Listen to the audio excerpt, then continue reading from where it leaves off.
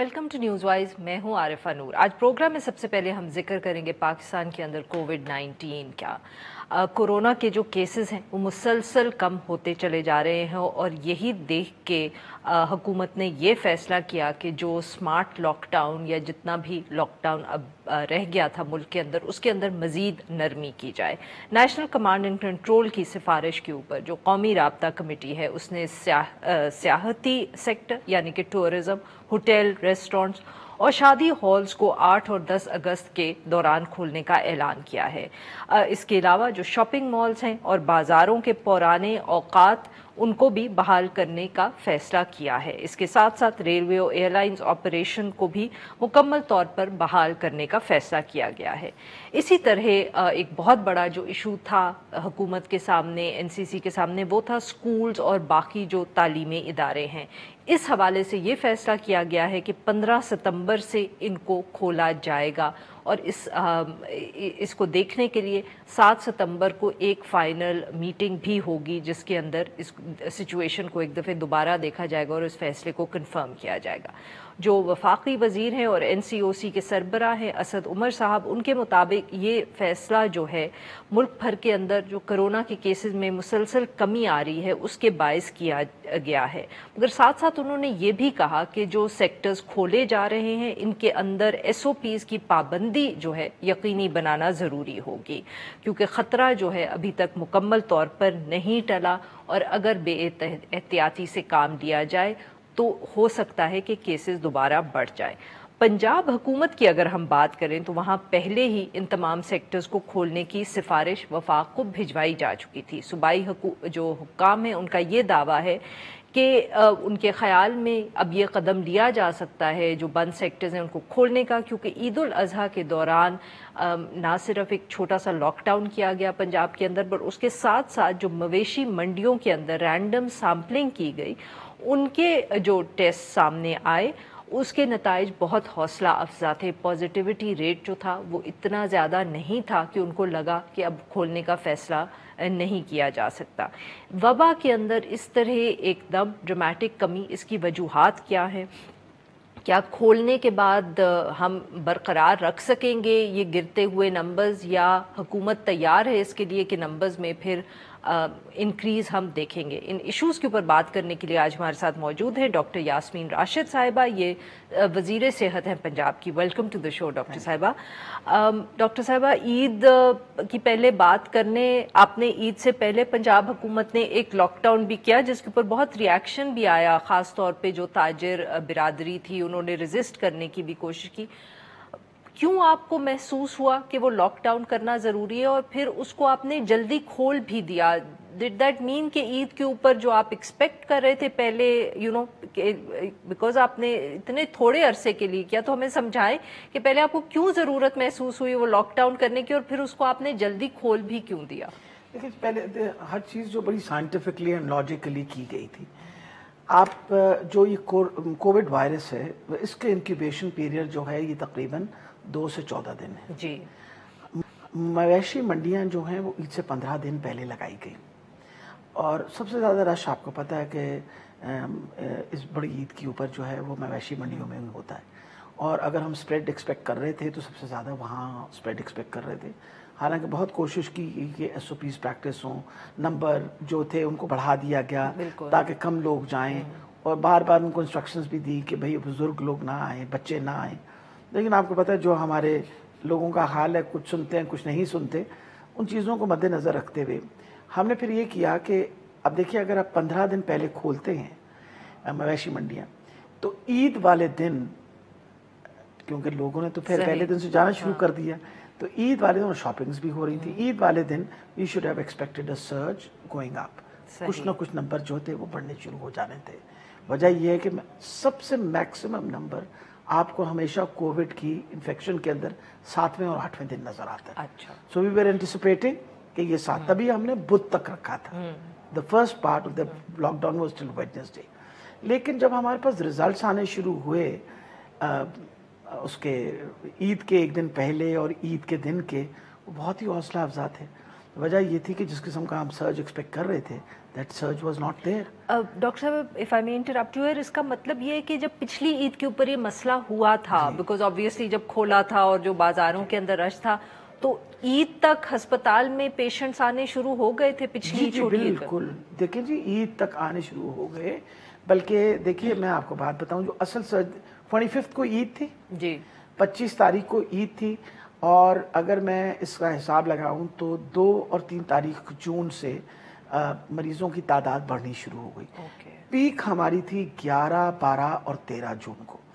11 تاریخ کو اگر میں صرف لاہور کی بات کروں، کیونکہ آپ کو پتا وہ ایک امپورٹنٹ ایپی سینٹر تھا، تو اس رات ہمارے پاس 1106 مریض صرف لاہور میں تھے، جن میں majority had to be hospitalized. سانس کا پرابلم تھا، سمٹمز تھے، اپنا وینٹیلیٹرز پہ تھے، بائی پیپس پہ تھے.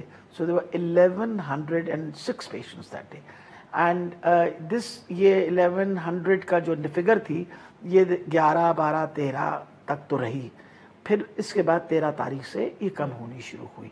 تو آپ کی جو پیک تھی نا، اگر آپ اندازہ لگائیے نا، تو آپ یہ دیکھیے کہ 25 تاریخ 25 عید تھی، 25 اور 26 سب سے زیادہ ملاقاتیں ہوئیں، نمبر بڑھنے شروع ہوئے. پھر وہ آپ دیکھیں نا، اگر مجھے لگ گیا اور میں 7ویں دن پازیٹیو ہو گئی ہوں تو میں نے اپنے گھر میں بھی لگا دیا. پھر جو 4 لوگ آپ جن کو ملے جا کے گھر میں، جو عید کے بعد پھر پازیٹیو کانٹیکٹس ہونے شروع ہو گئے، بالکل، سو دی نمبر اسٹارٹڈ انکریزنگ. لیکن الحمدللہ آپ کے سامنے ہے کہ ہم نے جو منڈیوں میں سیمپلز کیے، اس میں 10,000 سیمپلز لیے تھے اور 13 پازیٹیو آئے تھے، which was a very small number. 10,000 میں سے صرف 13 یہ مویشی منڈیوں میں جو کیے تھے. جی اس میں. اور اسی طریقے سے اگر میں آج کی تعداد دیکھوں تو پنجاب کے اندر total number of cases which have been detected are 192، 152. اور الحمدللہ فرٹیلیٹیز کا ریٹ کافی حد تک کم ہو گیا. آج کے دن میں 2 ہیں.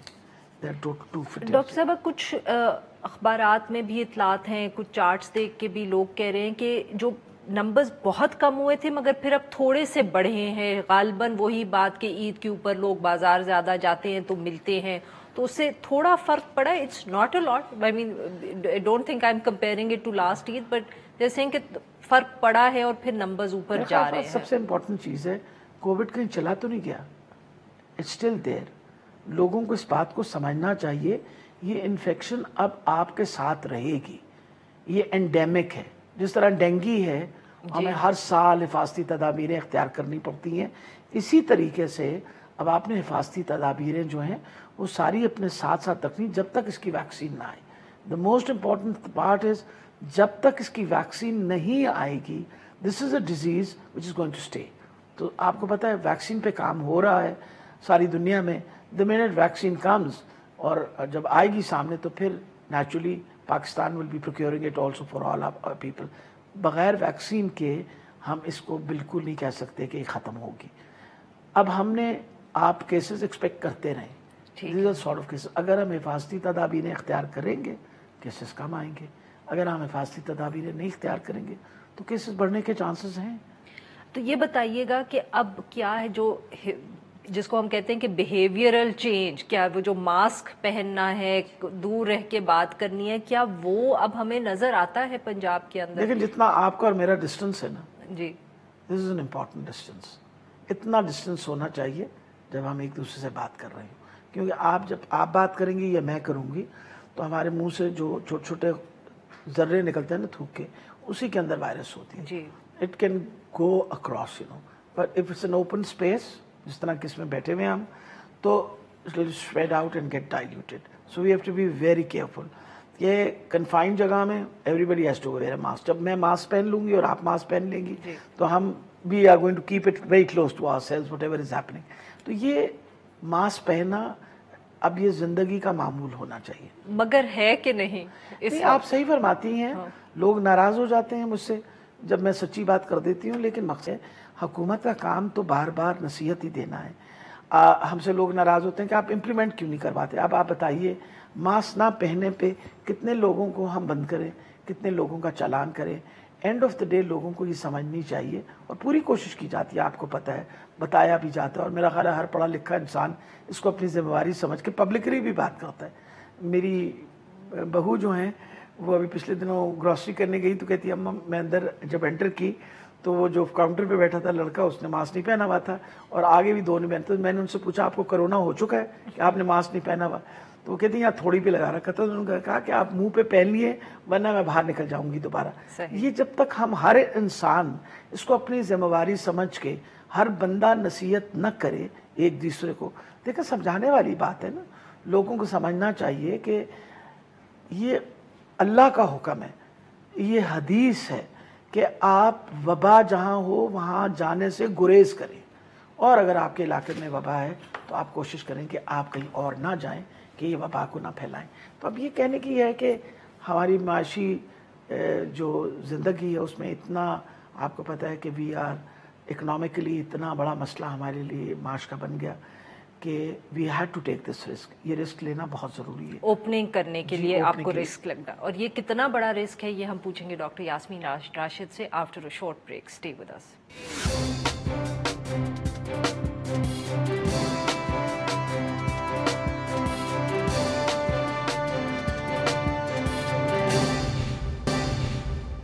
ویلکم بیک ناظرین, ہم گفتگو کریں ڈاکٹر یاسمین راشد صاحبہ سے.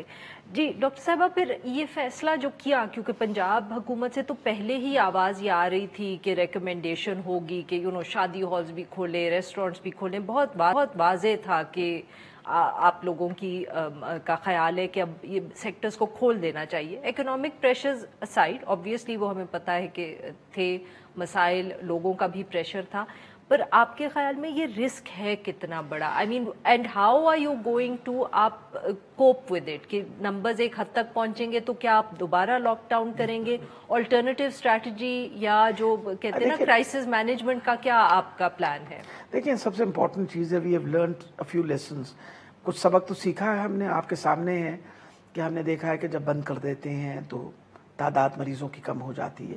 تو لوگوں کو یہ بات سمجھنی چاہیے, جن لوگوں کو اپنے روز معاش کی فکر ہے ان کو یہ بات سمجھنی چاہیے کہ اگر وہ ایس او پیز نہیں پریکٹس کریں گے, ماسک نہیں پہنیں گے, ہاتھ نہیں دھوئیں گے اور سینیٹائزرز نہیں استعمال کریں گے تو وہ وقت دوبارہ آ سکتا ہے کہ ہمیں بند کرنے پڑ جائے.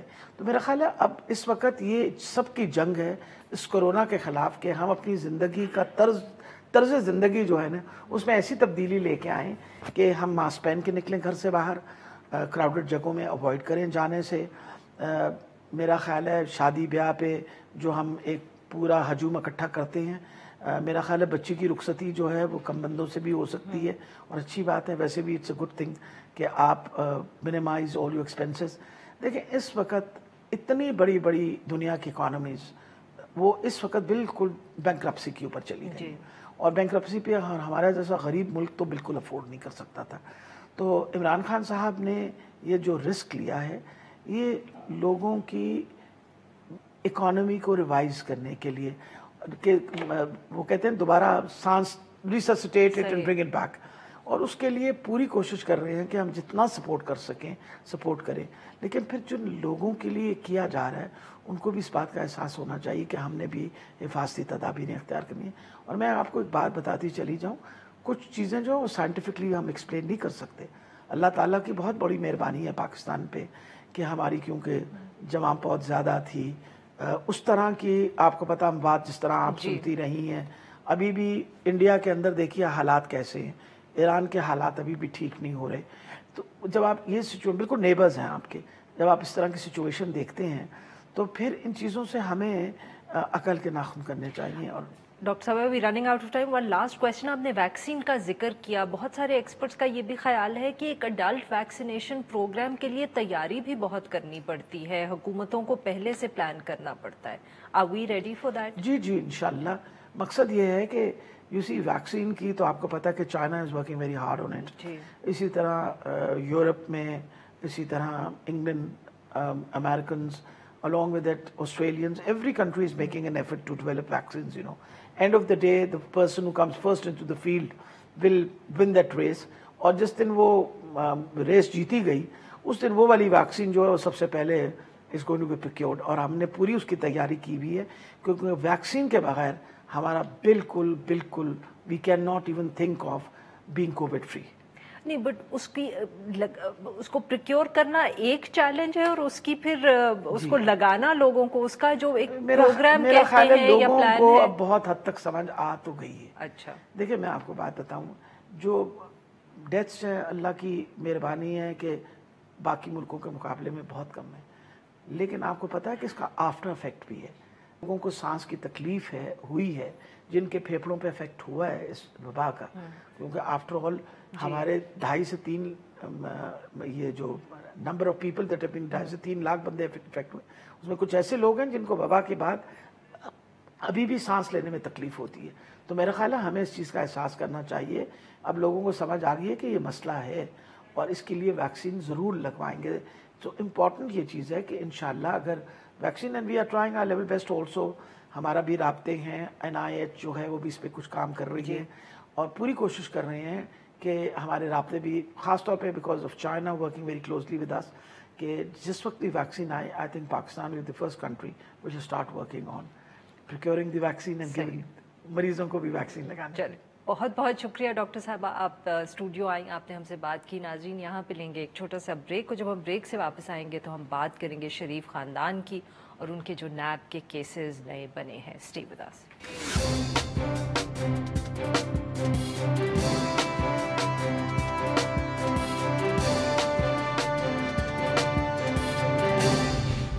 Welcome back. प्रोग्राम के इस हिस्से में हम जिक्र करेंगे पाकिस्तान मुस्लिम लीग नवाज के सदर और अपोजिशन लीडर शहबाज शरीफ साहब का। गुज़िश्ता रोज़ रमज़ान शुगर मिल रेफरेंस में शहबाज शरीफ साहब और उनके साहबजादे हमजा शरीफ साहब के ऊपर फर्द जुर्म आयद कर दी गई।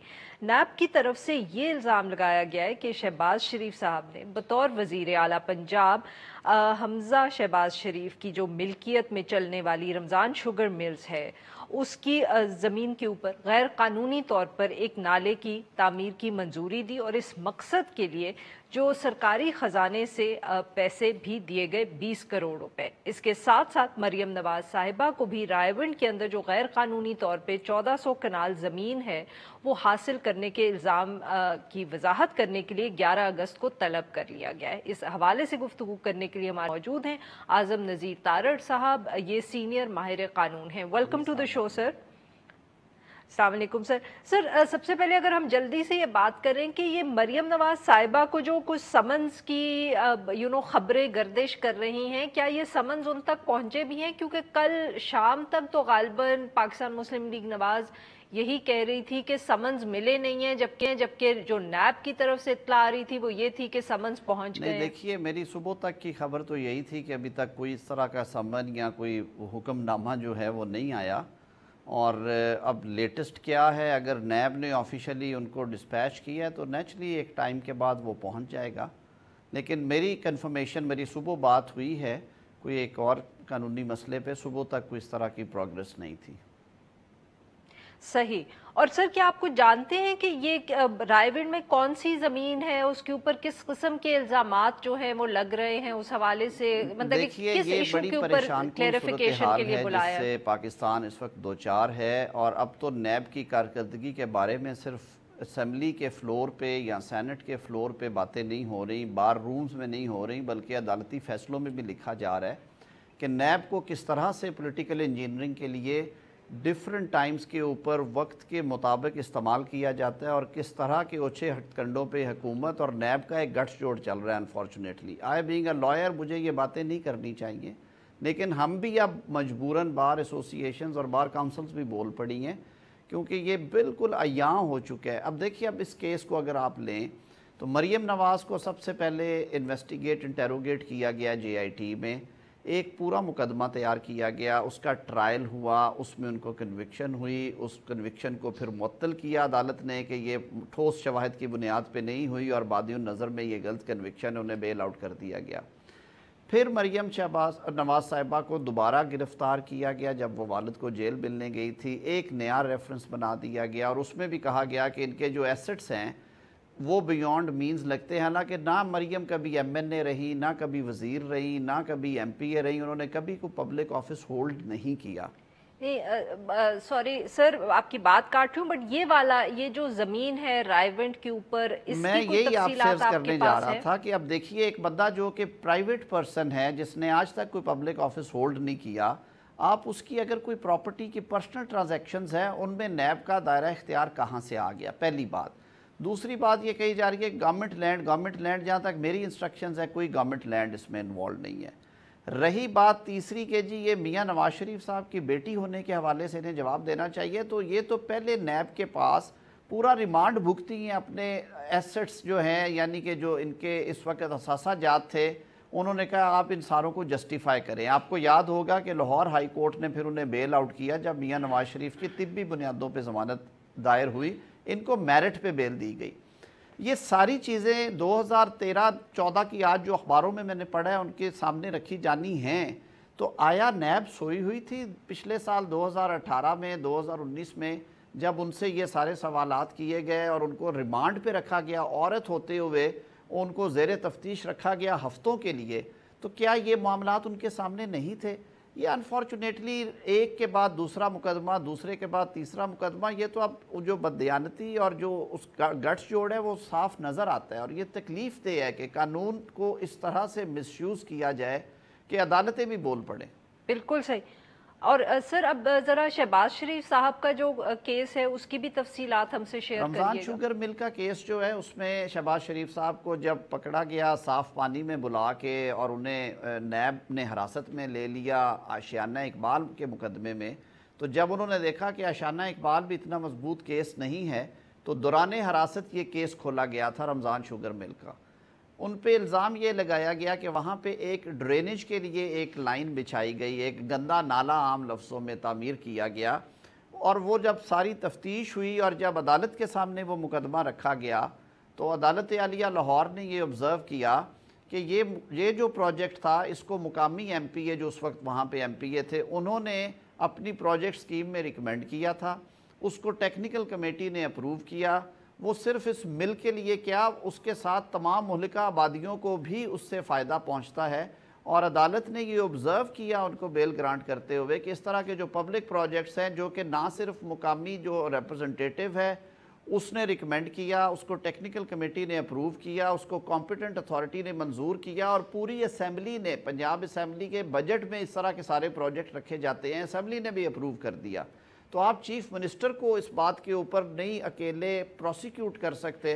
सर, क्या वो MPA PMLN के थे? वो मौलाना इलियास साहब आई बिलीव वो आज़ाद हैसियत में जीते थे, और वो उस वक्त, अब तो अल्लाह माफ़ करे उनका, अल्लाह ताला उनको गरीक रहमत करे, उनका इंतकाल हो गया पिछले बरस।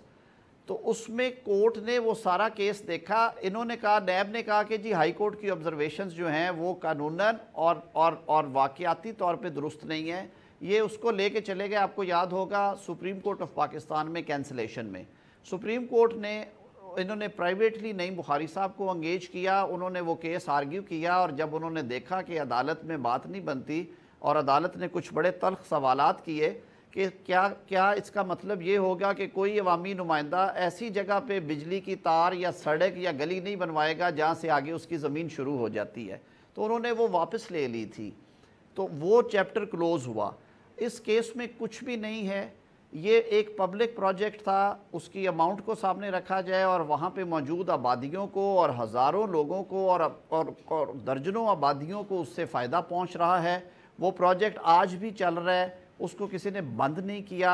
आप ये कहें कि मैंने एक सेवरेज की एक लाइन, ड्रेनेज की लाइन डाल ली है, क्योंकि ये मुकामी MNA का घर रास्ते में आ जाता है तो उनके घर से आगे से ये नाला नहीं गुजरेगा, लोग ये ना कहें कि उनको फ़ायदा हो रहा है। या आपने सुई गैस की लाइन डाल ली है तो आप MPAs और MNAs के घरों के बाहर से या उनके देहात के ऊपर से लेके डालें, ताकि ये ना लगे कि उन्होंने अपने लिए। भाई बात ये है कि अगर वहाँ पे मिल्स थी और वो मिल जो है वो एक वैलिड अथॉरिटी और परमिट के ज़रिए लगी है और वो काम कर रही है और वो टैक्सेस भी दे रही है, तो पाकिस्तान में कितनी और शुगर मिल्स हैं जिनके सामने से इस तरह के नाले या बिजली के कनेक्शंस नहीं गुजरते।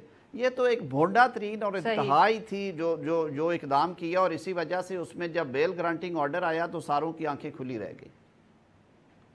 Tarar sir, we are running out of time, very quickly sir, अब कोई खदशा ये तो नहीं है कि शहबाज शरीफ साहब को दोबारा इस केस के अंदर वो गिरफ्तार कर सकते हैं? इस केस में तो वो बेल पे हैं और ऑनरेबल सुप्रीम कोर्ट ने वो फैसला बहाल रखा। उनका जो तीसरा मैटर उन्होंने अब एक नया खोला हुआ है जिसमें उनकी कबल गिरफ्तारी ज़मानत जो है वो लाहौर हाई कोर्ट में पेंडिंग है और वो अब शायद 17 अगस्त के लिए उसमें उसको पोस्ट किया गया है। वो एक मुकदमा अभी भी जो है वो नैब में ज़ेर समात है, वो भी उनके असासों के हवाले से बनाया गया, हालांकि वो भी तकरीबन 60 रोज़ रिमांड पे रहे और सारे मामलात जो थे उस रिमांड में उनसे पूछे गए। लेकिन ये पहली दफ़ा हम देख रहे हैं पाकिस्तान की हिस्ट्री में कि नैब बंदे को पकड़ती है, उससे तफ्तीश करती है, इंक्वायर करती है, जिस्मानी रिमांड पे रखती है, सवाल जवाब पूछती है और फिर कहती है कि हमने इनको इस केस में गिरफ्तार किया और किसी में नहीं किया। जब वहाँ से वो बेल आउट हो के घर पहुँचते हैं, उन्हें हाई कोर्ट या सुप्रीम कोर्ट बेल देती है, तो फिर उन्हें ख्याल आता है कि ये दूसरे मुकदमे में अब गिरफ्तार कर लेना चाहिए क्योंकि इनकी बेल हो गई, अब तो इनकी आज़ादी रहेगी और ये सियासी सरगर्मियाँ करेंगे। ये बड़ा अफसोसनाक है, लीडर ऑफ अपोजिशन है। बट तारड़ साहब, आपको ये खदशा है कि शहबाज शरीफ साहब को दोबारा गिरफ्तार किया जा सकता है? नैब ने, लेकिन we have a very good case, हमारा मैटर पेंडिंग है लाहौर हाई कोर्ट में। मुझे उम्मीद है कि इंशाअल्लाह उल अज़ीज़ इंसाफ होगा उनके साथ। बहुत बहुत शुक्रिया सर, आपने हमसे बात की। यहाँ पे लेंगे हम एक छोटा सा ब्रेक और ब्रेक के बाद हम बात करेंगे नैब की और जो इल्ज़ामात हैं चीफ मिनिस्टर पंजाब पे। स्टे विद अस।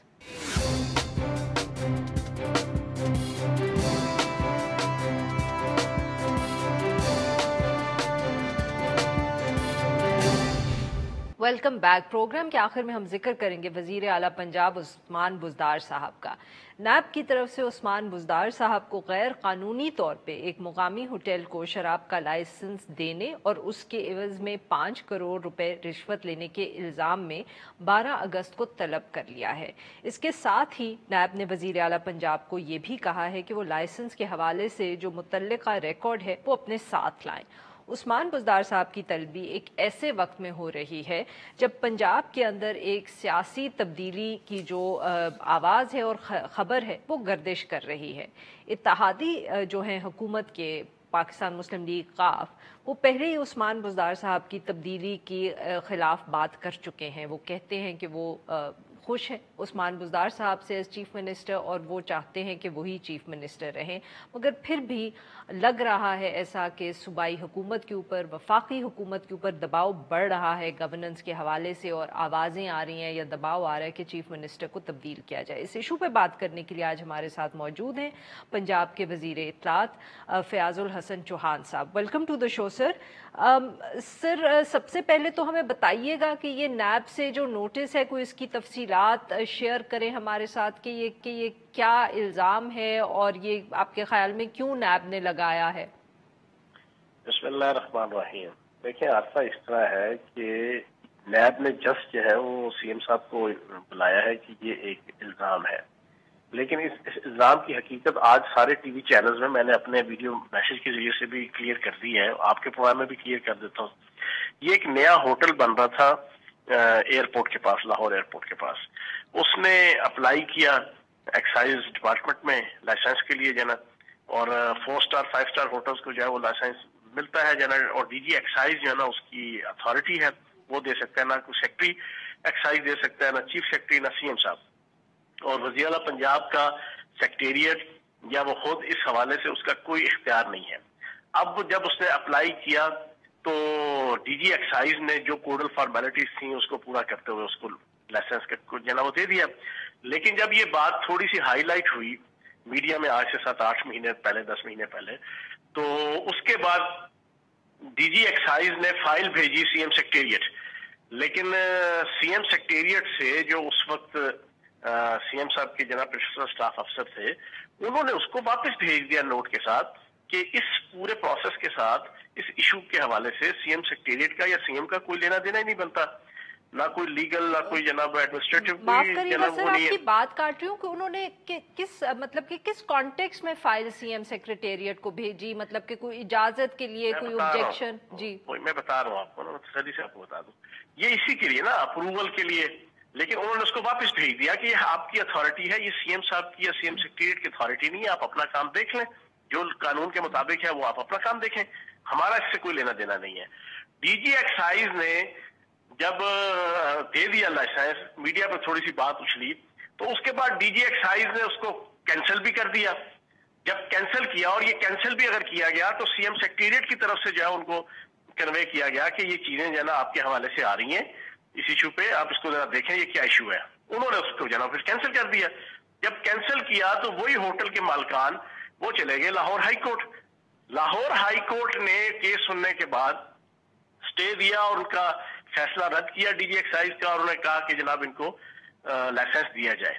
तो फिर उनके लाहौर हाई कोर्ट के आर्डर के ऊपर उन्हें जनाब दोबारा से जो है वो लाइसेंस दिया गया।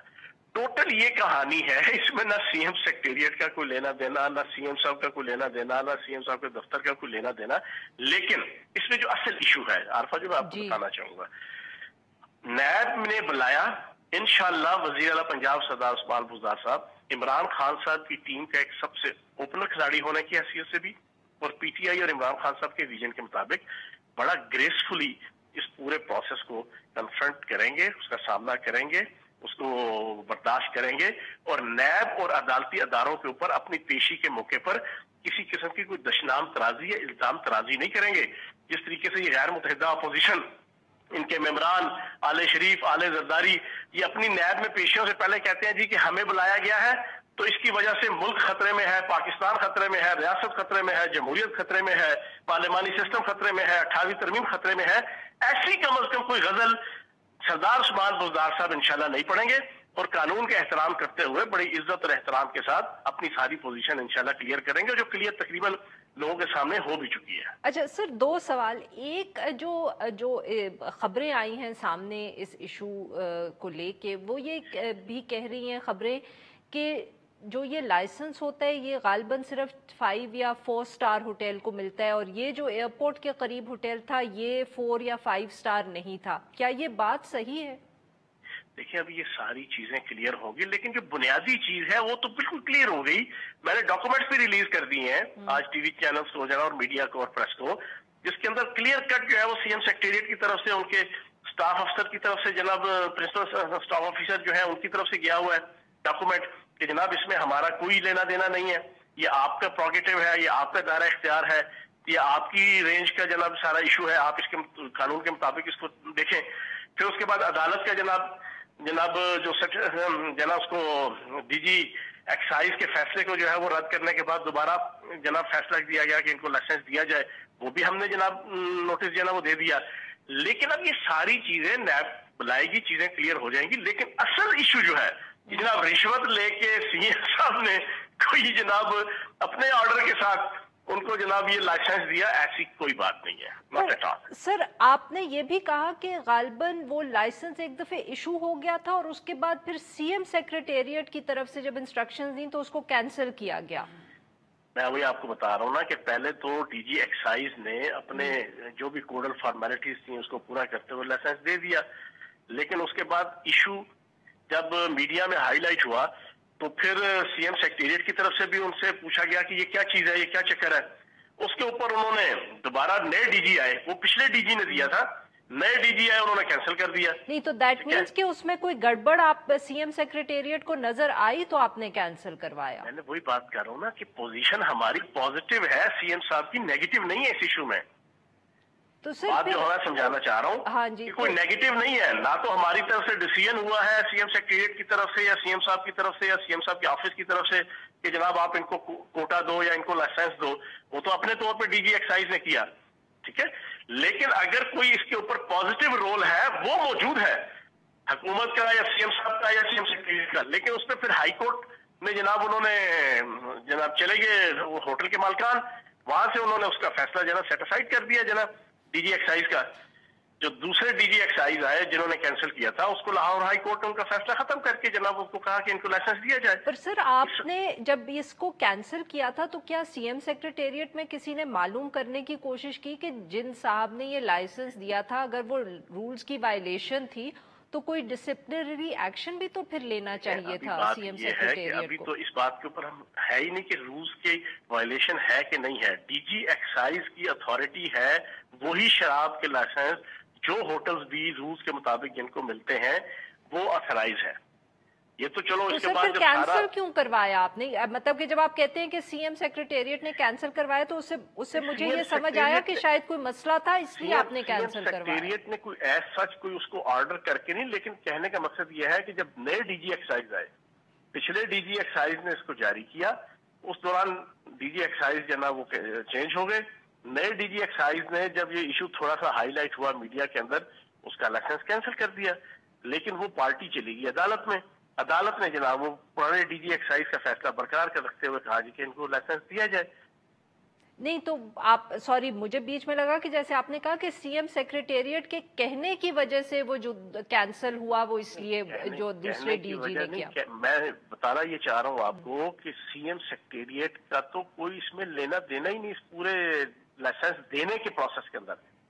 वो तो सर फिर नैब जो ये इल्जाम लगा रहा है कि रिश्वत दी गई, वो उनके पास, वो कहाँ से, कुछ ना कुछ तो उनके पास होगा जो वो इल्जाम लगा रहे हैं। नहीं ऐसी चीज नहीं है। देखिए बहुत से ऐसे नैब के अभी ताजा डिसीजंस पिछले 2-3 महीनों में आपको नजर आएंगे कि 2-2 साल पुराने, 4-4 साल पुराने केसेस उन्होंने ये कह के बंद कर दिए कि इसमें कुछ भी नहीं है, इल्जाम साबित नहीं हो सका जनाब, ठीक है ना जी, जिसके ऊपर इल्जाम लगाया गया था, और ये केस जनाब उन्होंने बंद कर दिया। इंशाल्लाह आप देखेंगे सीएम साहब जाएंगे, सरदार उस्मान बुज़दार साहब, और उनके सवालात का जवाब देंगे, और किसी एहसन इकबाल साहब की तरह, बिलावल ज़रदारी साहब की तरह, शहबाज शरीफ साहब की तरह, आसिफ ज़रदारी साहब की तरह ये चीजें चलाएंगे नहीं। ना ही उनकी टीम में से कोई बंदा, मैं या कोई और मिनिस्टर, कि जनाब बड़ा जुल्म हो गया, जबर हो गया, हमें बुला के नैब ने जनाब मुल्क की सालमियत खतरे में डाल दी, जमहूरियत की सालमियत खतरे में डाल दी, ऐसी कोई बात नहीं है। ऐसी कोई बात नहीं है, बट आप भी सर बात वही कर रहे हैं कि मसला जो है वो नैब की इन्वेस्टिगेशन में है, वो गलत इल्जाम लगाते हैं। नहीं मैं ये नहीं कह रहा गलत इल्जाम लगाने को। सर अभी आपने कहा कि जो कोर्ट के ऑर्डर्स आए और ये आए, वो भी यही कह रहे हैं कि 2-2 साल वो इन्वेस्टिगेशन करके केस बंद कर देते हैं, तो दैट मीन्स कि आप भी, आपके ख्याल में भी नैब के तरीका कार में कोई मसला है? नहीं मैं जवाब आपको ये दे रहा हूँ कि जो ये लोग आर्गूमेंट दे रहे हैं, या आप भी अगर ये आर्गूमेंट देती हैं, सपोज, या रात को भी मैंने कई शो किए जिसके अंदर एंकर्स ये पूछते हैं, या मुखालफीन, या आज सारा दिन वो नून लीग के लोग प्रेस कॉन्फ्रेंस करके कहते रहे कि नैब ने बुला लिया है, अब साबित हो गया है कि उस्मान बुज़दार साहब करप्ट है। मैं उसका जवाब दे रहा हूँ कि नहीं जनाब, नैब के बुलाने से या नैब की पेशियां भुगतने से जनाब कोई बंदा करप्ट साबित नहीं होता, क्योंकि नैब के बहुत से ऐसे केसेस आपके सामने हैं कि उन्होंने 1 साल 2 साल 6 महीने के बाद कह दिया कि नहीं जनाब, हम यकसू हो गए हैं, हमने इन्वेस्टिगेशन कर लिया, हमने प्रोब कर लिया है, ये गिल्टी नहीं है। मैंने वो जवाब दिया आपको। ओके, बहुत बहुत शुक्रिया सर, आपने हमसे। नाजरीन आज के लिए बस इतना ही। Now we will be back on Monday.